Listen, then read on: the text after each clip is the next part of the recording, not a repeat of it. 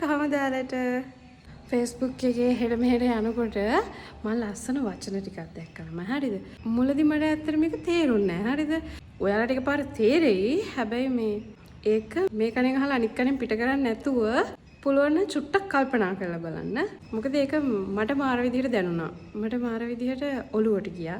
දෙයක් හිතනකොට හොඳට කල්පනාවෙන් හිතන්න. මොකද හිතන දේ තමයි ඔයාගේ වචන බවට පත් වෙන්නේ.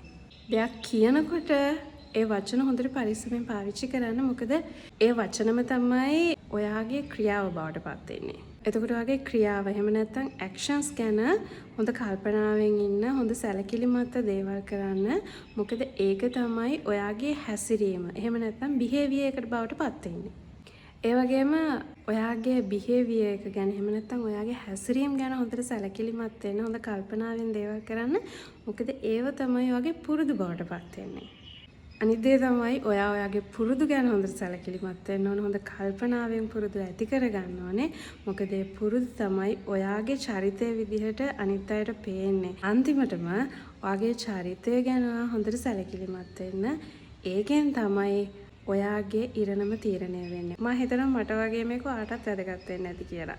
එහෙනම් මම ගිහින් එන්නම්. පරිස්සමින් ඉන්න. බයි.